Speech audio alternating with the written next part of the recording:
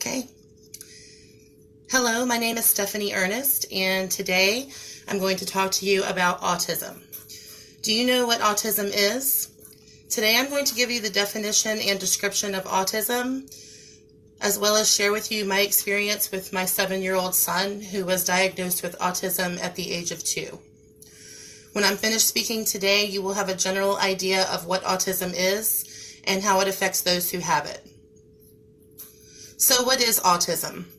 Autism Speaks, the world's leading autism science and advocacy organization, on their website autismspeaks.org, founded by Suzanne and Bob Wright, states that autism or autism spectrum disorder refers to a broad range of conditions characterized by challenges with social skills, repetitive behaviors, speech, and nonverbal communication. Many people with autism are nonverbal or unable to communicate with spoken words. While some people with autism are able to speak and have a wide vocabulary, most of the words they speak are repetition, or what is referred to as echolalia. This means that while they may be able to say many words, they are still unable to communicate verbally in an effective manner. Sign language and other forms of nonverbal communication are very helpful in teaching those with autism who are nonverbal an alternative means of communication. Most people with autism are challenged in the area of social skills and require therapy and special teaching techniques to help them develop in this area. A third characteristic of those with autism is the presence of repetitive behaviors, or stimming, which I will talk about a little bit later. Now let's talk some statistics. Also quoted from autismspeaks.org, according to the Centers for Disease Control, autism affects an estimated 1 in 59 children in the United States today. Indicators of autism usually appear by age 2 or 3. Some associated developmental delays can appear even earlier, and often it can be diagnosed as early as 18 months. Autism has become much more prevalent over the last 20 to 25 years. According to the Official Journal of American Academy of Pediatrics, in an article, The Genetics of Autism, written by Rebecca Mule, Stephanie Trentacoste, and Isabel Rapin, there has been an astonishing 556% reported increase in pediatric prevalence between 1991 and 1997, to a prevalence higher than that of spina bifida, cancer, or Down syndrome. This jump is probably attributable to heightened awareness and changing diagnostic criteria rather than to environmental influences.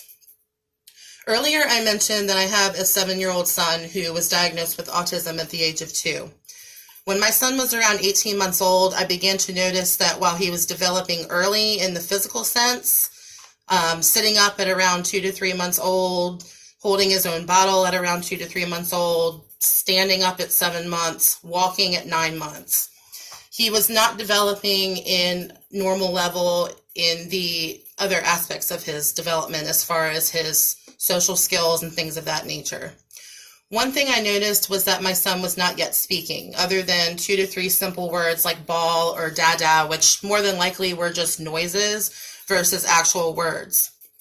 I also noticed that he was not developing in his social skills and that he rarely made eye contact with others or engaged in any type of play with other children or with adults.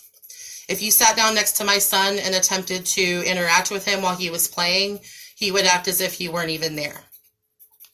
Something else I noticed that my son displayed repetitive behaviors, such as flipping an object over and over in his hands while holding it. He would do this while walking around and making loud, repetitive noises, or intermittently smacking his hand against the object to make a loud noise. These types of behaviors are referred to as stimming, and for those who have autism, this is a way for them to cope with sensory overload. Once my son was diagnosed with autism, we were able to get him into a program with Norfolk Public Schools for special needs children. He was able to start school at 3 years old, where he would be taught by teachers certified to work with those with special needs, as well as receive speech and occupational therapy as part of the daily curriculum. By the time my son started school, he had a more developed vocabulary and he had begun to learn his numbers, ABCs, colors, and shapes. While being in the classroom was beneficial to my son in his academic learning and development, there were many other positive changes that began to occur. My son began to not just say words, but to use his words to communicate. Oftentimes, autistic children cannot express a need or a want, and this causes them great frustration, usually resulting in behavioral meltdowns. My son learned to use his words to communicate his needs, such as asking for a drink or a snack, rather than getting upset because his needs were not being met and he didn't know how to tell anyone.